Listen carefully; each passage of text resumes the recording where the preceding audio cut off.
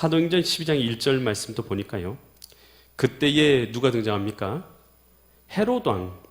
성경에 있는 헤롯 왕이라고 그냥 쓰여 있지만요, 성경에 등장하는 헤롯 왕만 3명의 종류가 다른 헤롯 왕이 등장해요. 여기서 등장한 헤롯 왕은요, 헤롯 대왕의 아들인 헤롯 아그리파 1세입니다. 이 헤롯 아그리파 1세는요, 자기 아버지와 어머니를요, 아버지를요, 할아버지가 다 죽였어요. 그래서 죽이고 나서 자기를 로마로, 헤롯 아그리파를 한마디로 로마로 유배를 보낸 것입니다. 유배를 보냈는데, 그러면서 같이 함께 성장했던 친구가 있어요. 그 친구가 이 칼리굴라라는 사람이었습니다. 그런데 이제 로마의 황제였던 티베리우스 황제가 죽고 칼리굴라 황제가 등극한 것이에요. 자기 친구가요, 한마디로 로마의 황제에 등극하게 된 것이죠. 그러면서 그는요, 자기가 잃어버렸던 왕의 지위를 다시 회복하고 유대 땅으로 돌아오게 되면서 왕이 된 사람이 바로 아그리파 1세예요. 아그리파 1세는 왕이 돼가지고 이제 돌아와서는요, 당시에 있었던 사람, 자기 누나 헤로디아도 있었어요. 헤로디아도 남편 헤롯 안티파스와 함께 다스리는 그런 왕의 자리에 있었단 말이에요. 그들을 내어 쫓습니다. 그리고 나서 자기가 그 땅까지 다 차지하게 되는 사람이 이 헤롯 아그리파 1세예요. 그러니까요, 그는요, 극한 한마디로 왕이 경쟁 가운데 있었던 사람, 그리고 그 경쟁 가운데서 치열하게 싸우고 또 그리고 잔인하게 행동하고 또 그리고 그렇게 행동했던 사람이 바로 이 헤롯 아그리파 1세인데요. 그랬던데 자기 친구였던 칼리굴라 황제가요, 그 자리에서 내려오게 되고 나중에 이 글라우디오 황제가 왕위에 등극하게 됩니다. 그러니 마음이 얼마나 조마조마하겠어요. 그 전에 자기 친구가 로마 황제에 있을 때는 왠지 든든했는 것 같은데 자기 친구가 이제는 그 자리에서 벗어나고 다른 황제가 왕이 올라가니까요, 두려운 마음이 있는 것이에요. 그래서 그 마음 가운데 어떤 마음이 있냐면 로마 황제한테도 신임을 얻어야 되고 그리고 당시 유대에 다스리고 있는 유대 나라 사람들에게도 신임을 얻어야 되는 이런 두 곳에서 아래로부터 위로부터의 압박에 시달리고 있었던 사람이 이 헤롯 아그리파 1세였다라는 것이에요. 그러니요, 그는요, 이 잔인하게 행동하고 교만하게 행동하고 굉장히 그렇게 행동해서 자기 자리를 지켜가고 있었던 사람이 바로 이 헤롯 왕이었던 것이에요. 이 헤롯 사도행전 12장 1절 보니까 이런 배경하에서 이 헤롯 계속 말씀 보면요, 헤롯 왕이 손을 들어서 교회 중에 몇 사람을 헤아려 했다. 하나님 믿는, 예수님 믿는 사람을 죽이려 한 것이죠. 그런데 누굴 죽였냐면 요한의 형제 누굴 죽였어요? 야고보를 칼로 죽였어요. 이것을 보니까 3절 보니까 유대인들이 이 일이라는 것은 누굴 죽인 것을요? 야고보 사도를 죽인 것을 뭐 했어요? 기뻐했어요. 그러니까 지금 당시의 유대인들은요, 예수 그리스도를 믿는 사람들을 싫어했어요. 그러니까 예수님 믿는 사람의 대표적인 사도 중에 한 사람이었던 야고보 사도를 죽이니까 이 유대인들이 기뻐하잖아요. 정치적으로 자기는 지금 입지를 얻어야 될 것이 헤롯 왕인데, 그러니까요, 이것을 기뻐하는 걸 보고 또 누구를 잡았어요? 이번에는 베드로까지 잡은 거예요. 베드로는 당시에 교회의 상징적인 인물이었어요. 그러니까 교회의 상징적인 인물이었던 베드로까지 잡아가지고 계속해서 그 구절 보시면 잡으려 할 때에 그때가 언제였다고요? 무교절이었다. 무교절. 우리가 성경에서 나와 있는 무교절이라는 이 절기가 있는데요, 이것은 유월절과 함께 연결되어 있는 절기가 무교절이에요. 유월절은 하루 딱 지켜요. 하루 동안 지키는 것이 유월절이고, 무교절은 그 이후로 이제 유월절이 지난 다음에 7일 동안 지키는 절기가 무교절이에요. 무교절 기간에는요, 누룩이 없는 떡 같은 걸 먹으면서 그 기간을 지내는 것이 이 무교절이에요. 7일 동안 지내는 거예요. 이 무교절 기간에서 보니까 4절 보니까 잡음에 옥에 가두어 군인 넷씩이 네 팩에 맡겼다. 그러니까 베드로만 관리하도록 몇 명을 세웠어요? 사사 16명이요. 베드로 한 사람만 관리해요. 맡겨 지키고 유월절 후에, 그러니까 유월절이라 부르고 있지만 이 무교절과 유월절을 다 연합해서 한 절기라고 생각하시면 돼요. 이 유월절 절기 후에, 그러니까 총 제일 길게 생각하면 8일인데 아마도 7일 정도로 생각해요. 그러니까 7일 정도 후에 백성 앞에 끌어내어서 뭐 하려고 하는 것이요? 베드로도 죽이려고 하고 있는 것이다 라는 것이에요. 그러니까 지금 이 헤롯 아그리파 1세 헤롯 아그리파 1세는요 참 잔인한 자고 또 그리고 냉혈한 자고, 그래서 베드로가 죄가 있느냐 없느냐는 그에게는 중요합니까? 중요하지 않습니까? 안 중요해요. 뭐만 중요해요? 유다 백성들이 자기에게 신뢰를 주고 그리고 유다 백성들이 자기를 지지해 주면 그것만 필요한 것이에요. 그러니까 베드로를 뭐 죄가 있어서 죽이느냐 죄가 없어서 죽이냐 이건 전혀 중요하지 않고요. 베드로를 죽여가지고 만약에 자기에게 많은 유대인들이 지지를 하면 그렇게 죽이는 것이에요. 그래서 지금 야고보 사도도 그렇게 죽였고 베드로 사도도 죽이려고 하는 그런 처지 가운데 있다는 것이죠. 그런데 참 안타깝게도 지금 헤롯 아그리파 1세는 어떤 위치에 있어요? 왕위에 위치해 있고 심지어는 자기의 누나와 매형의 자리를 밀어내고 더 큰 영토를 갖게 된 사람이 헤롯 아그리파 1세예요. 그러니까 겉으로 보기에는요 너무 잘 나가고 있는 것이에요. 너무 잘 되고 있는 거예요. 세상적으로 너무나 냉혈하고 악하고 잔인하고 못된 사람이고 교만한 사람인데 이 사람이요 너무 잘 되고 있는 것이요, 너무 형통하고 있는 것이에요. 심지어 베드로 같은 사도는 감옥에 갇혀 있고요. 여러분 그럴 때에 우리가 얼마나 낙심됩니까? 얼마나 절망됩니까? 근데 성경에서는 우리가 낙심해야 됩니까? 낙심하지 말아라라고 말하고 있습니까? 낙심하지 말아야 될 줄 믿습니다. 여러분 왜 우리는 낙심하지 말아야 되냐면 공의의 하나님께서 모든 것을 보시고 계시고 알고 계시기 때문인 줄 믿으시기 바랍니다. 그래서요 여러분 우리가요 이 땅을 살아갈 때에 나로 하여금 낙심되게 만드는 악인의 형통이나 나로 하여금 절망하게 하는 질병이나 환경이나 무엇이 내 가운데 있는가라는 것입니다. 여러분 그런 환경이 닥쳐왔을 때 누구든지 힘들고 괴롭고 어려운 것은요 당연할 것이에요. 그런데요 우리가 믿어야 될 것은요 어떤 환경 가운데서도 역사하시는 하나님을 믿어야 될 줄 믿습니다. 그 하나님은요 공의의 하나님이어서 반드시 지키시고 보호하시고 인도하실 것을 우리는 믿어야 한다라는 것이에요. 당시에는 이 헤롯 아그리파 1세가 너무나 잘 나간 것 같았지만요 얼마 지나지 않아서 헤롯 아그리파 1세는 어떻게 죽습니까? 우리가 사도행전 12장 22절로 23절 보면 헤롯 아그리파 1세가 죽는 장면이 나와 있어요. 사도행전 12장 22절과 23절 보면 백성들이 크게 부르되 이것은 누구의 목소리라고요? 신의 소리요 사람의 소리가 아니다. 지금 이게 무슨 일이냐면 가이사랴에서 로마 황제를 위해서 축제를 열었어요. 축제 기간에 그 지역에 있는 사람들이 헤롯하고 서로 화해를 하려고 헤롯을 청한 것입니다. 그러니까 헤롯이요 그때 갈 때 어떤 옷을 입고 갔냐면 은으로 짠 순은으로 짠 옷을 전체 순으로 짠 옷을 입고 그곳에 간 것이에요. 그곳에 가서 이 말을 하니까 연설을 하니까 그 사람들이 이 헤롯에게 아부를 하려고 어떻게 하냐면 22절처럼 얘기했던 것이요. 22절 다시 보여주시면 사람들이 크게 부르되 이것은 헤롯의 목소리는 신의 소리요 사람의 소리가 아니다 라고 그렇게 외쳤다는 것이에요. 그랬더니 이 23절 보니까 헤롯이 이 말을 듣고 나서 그래 나는 하나님 같은 신 같은 존재야 라고 그렇게 자기가 그 영광을 취한 것이에요. 근데 헤롯이 영광을 하나님께 돌리지 아니하므로 주의 사자 천사가 곧 친히 벌레에게 먹혀 죽으니라. 그러니까 그의 인생이요 어떻게 죽었냐 비참하게요 벌레에 먹혀서 죽은 인생으로 비참하게 전락한 거예요. 대단한 인물 같고 대단한 힘을 갖고 있는 왕인 것 같지만 아무것도 아니라는 것이죠. 결국 하나님의 때에 하나님의 방법으로 심판을 받게 된 것이죠. 여러분 이 헤롯 왕의 죽음에 대해서 요세푸스라는 이 기록자가요 유대 고대사에서 이렇게 써놨어요. 그 장면을요. 그 축제의 두 번째 날에 이 가이사랴 로마 황제를 위한 축제죠. 가이사랴에서 로마 황제를 위한 축제에서 아그리파 왕은 순은으로 짠 멋진 의복을 입고 새벽에 원형극장으로 들어갔다. 태양광선이 찬란하게 비치자 그 옷은 신비한 빛을 발하기 시작했고 그 반짝임을 바라본 사람들은 기묘한 두려움과 경의를 느꼈다. 아첨꾼들이 아그리파 왕을 신이라고 부르면서 사방에서 목소리를 높였다. 왕은 갑자기 엄습한 강한 고통으로 인하여 복부를 움켜잡았다. 왕은 54세의 나이 즉위한 지 7년 되던 해에 세상을 떠났다 라고 역사가가 기록해 놨어요. 그러니까 자기에게요 스포트라이트가 받아지니까 자기 옷이 이제 밝게 빛나는 걸 보면서 사람들이 그를 아첨한 것이죠. 신이다 신, 저 사람은 신이다 라고 그렇게 아첨하니까 그 영광을 자신이 받았는데 결국은 어떻게 됐다고요?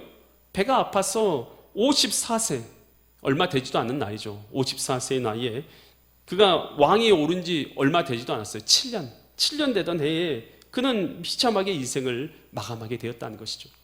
여러분, 우리가 악인이 형통한 것이나 죄인이 번성하는 것 보면서요, 우리가 걱정하거나 낭망할 필요가 전혀 없다는 것이에요. 때가 되면 하나님께서 공의의 심판을 이루실 줄 믿습니다. 이 사도행전 12장 5절과 6절에서 계속해서 보면요, 이에 베드로는 이제 어디 갇혀 있어요? 지금 이 무교절 기간이죠. 7일 동안 이제 갇혀 있는 것이에요. 7일 끝나면 죽이려고 하니까 옥에 갇혀 있고, 옥에 갇혀 있는데 교회가요, 그를 위해서 어떻게 기도했습니까? 간절하게 기도했다라고 기록되어 있어요.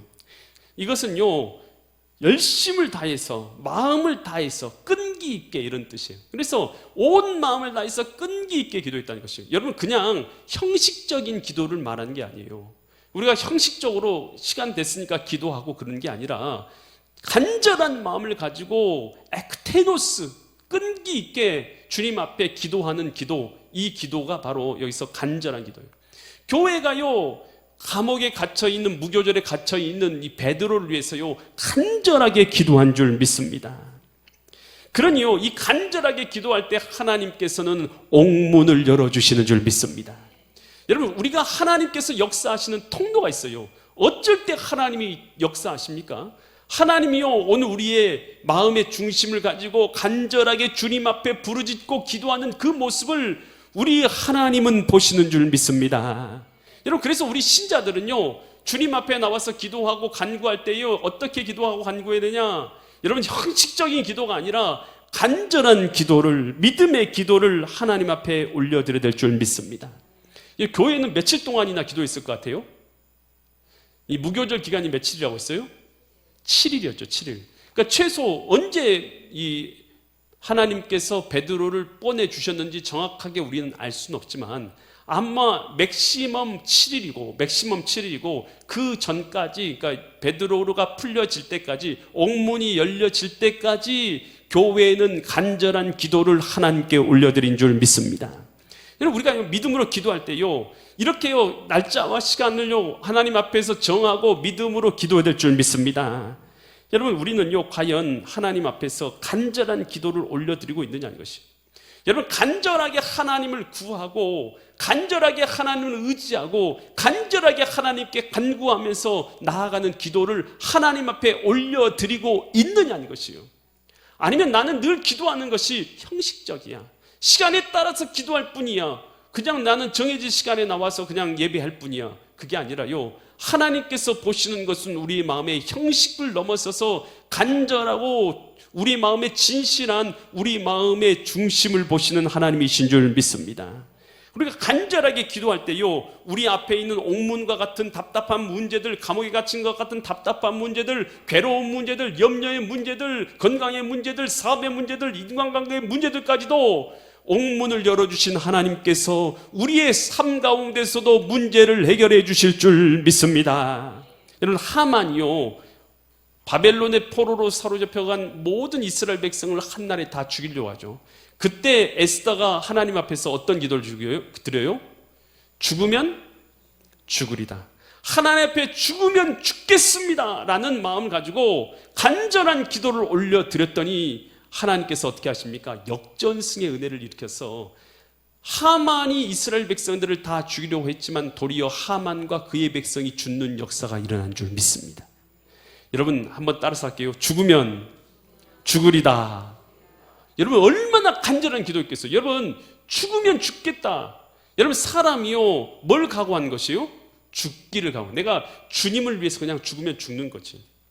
내가 죽으면 천국 가고, 여러분, 우리 신자는 죽으면 어디 가요? 죽으면 천국 가고, 살면 지옥 가요. 살면 주님을 위해서 살아야 될 줄 믿습니다. 할렐루야. 여러분, 그래, 우리는 죽으면 천국 가고 살면 주님을 위해서 사는 거 아니겠어요? 할렐루야. 살면 지옥 가면 안 되고요. 우리는 살면 주님을 위해서 살고, 죽으면 천국 가는 거 아니겠어요? 그러니까 이래도 저래도 우리는 수지 맞은 인생이에요. 할렐루야. 그래 우리 낙심하지 말고 믿음으로 살아야 될 줄 믿습니다. 이 5만 번 응답받은 조지 뮬러라는 책이 있어요.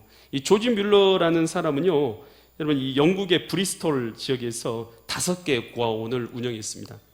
그 고아원을 평생 동안 운영하면서 약 1만 명의 아이들을 길러냈어요. 참, 여러분 아이 한 명 길러내기 쉬워요, 어려워요? 쉬워요? 세상에서 제일 어려운 일인 것 같아요. 아이 한 명 길러내는 건 세상에서 제일 어려운 일 같아요. 여러분 그런데요, 1만 명을 길러냈으니까 얼마나 힘들었겠어요. 그러니까요, 기도 없이는 할 수 없는 거예요. 그 고아원을 운영을 못하는 것이에요. 근데 그가요, 수많은 기도 응답을 받았어요. 필요한 돈을요, 사람들이 다 주고, 다 공급해주고, 음식들을 다 공급해주고, 필요한 것들을 다 공급해가지고 평생을 그 아이들을 먹여 살린 거 아니겠어요? 근데 그가요, 기도할 때 그가 기도하는 5가지 원리가 있어요. 5가지 원리를 제가 말씀드릴게요. 첫 번째, 주 예수 그리스도만이 축복을 구하는 모든 유일한 근거임을 묵상하면서 십자가의 공의만 의지하여서 기도한다는 것이. 모든 기도의 응답은 예수 그리스도를 통해서 오는 줄 믿습니다. 예수님을 의지해야 된다는 거예요. 다른 분을 의지해서는 기도 응답을 받을 수가 없다라는 거예요. 두 번째, 알고 있는 모든 죄를 고백하고 죄를 멀리해야 된다는 것이에요. 우리 마음에 죄악을 품으면 주께서 듣지 않으시기 때문이라는 것이에요. 기도 응답을 위해서 우리가 뭘 해야 된다는 거예요? 죄를 회개하고 죄를 멀리해야 된다는 거예요. 왜냐하면 하나님은 거룩하신 분이기 때문에 죄 가운데 있는 자의 기도를 듣기를 기뻐하셔야 안 하셔요? 안 하시기 때문에요. 그래서 우리는요, 죄를 멀리하고 회개하고 주님 앞에 기도해야 될 줄 믿습니다. 세 번째, 믿음의 기도를 드려야 돼요.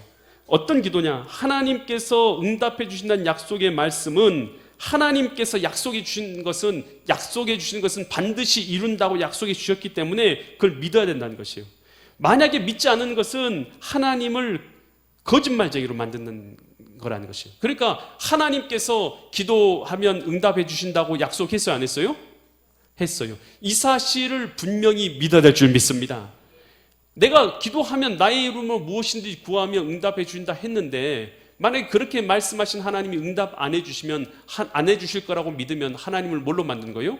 거짓말쟁이로 만드는 거니까 우리는 기도할 때의 믿음을 갖고 기도해야 된다는 거예요. 네 번째, 기도할 때 하나님의 뜻에 일치되게 기도해야 하는 것이죠.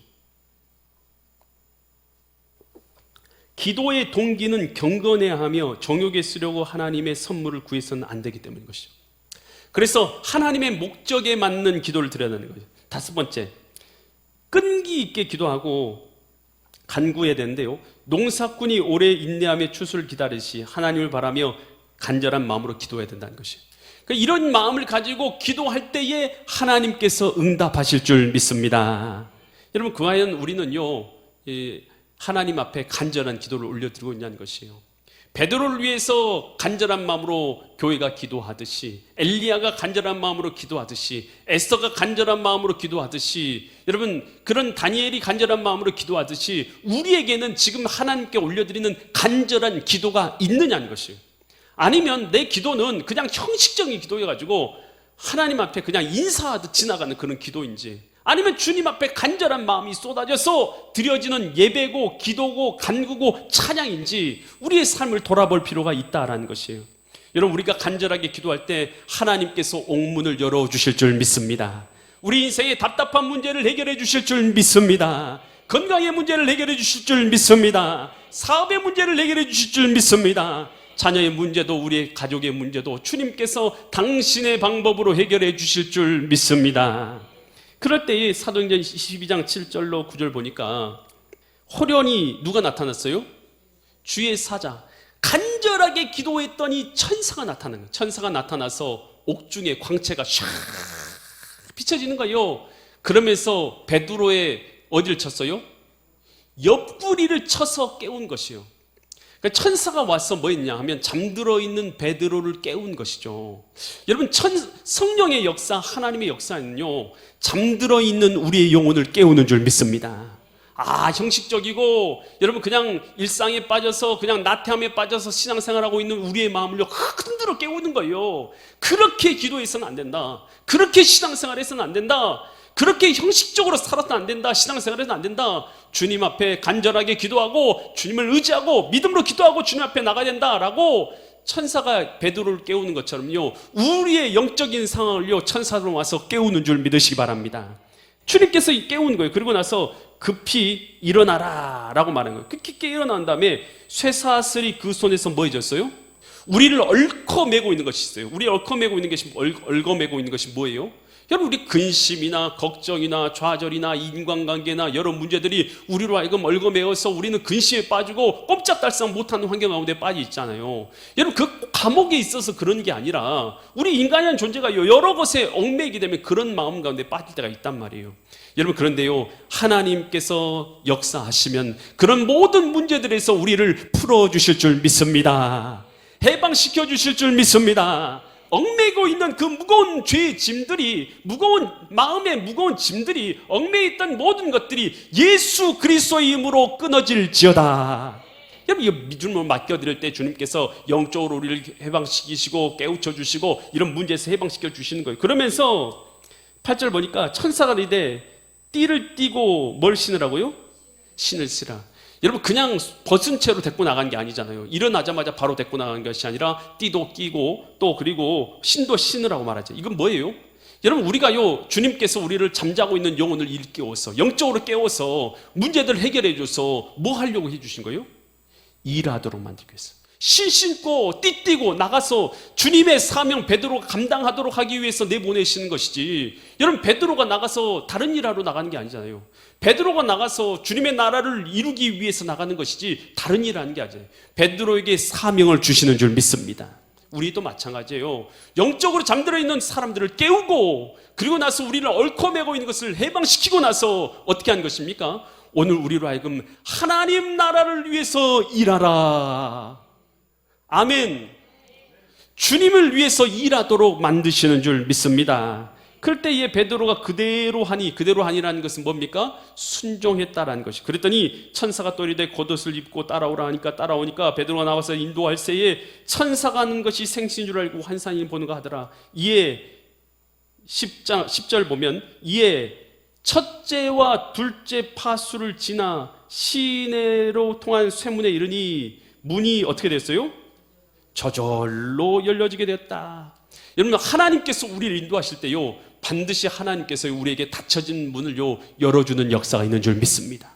우리의 환경 가운데서, 우리의 처지 가운데서 어렵고 힘들고 닫혀진 문제들이요 열려지는 역사가 일어나게 될 줄 믿습니다. 영혼 구원할 때도요, 닫혀진 문이 있는가 하면 하나님께서 열어주셔서 구원하게 하신 영혼이 반드시 있는 것이에요.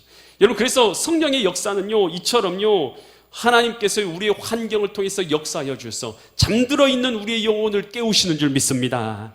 일어나게 하시는 거예요. 그리고 우리 묶여있는 우리의 모든 얽매이고 있는 답답하고 괴로운 우리의 마음을요 주의 능력으로 해방시켜 주시는 줄 믿습니다. 그리고 나서 띠를 띠고 신을 신고 옷을 입게 만들고 주의 사명을 감당하게 하시는 역사가 있는 줄 믿습니다. 우리를 인도하셔서 넓은 길, 열린 길을 열어주셔서 오늘로 주님의 뜻을 감당하게 하시는 인도해 주신다는 것이에요.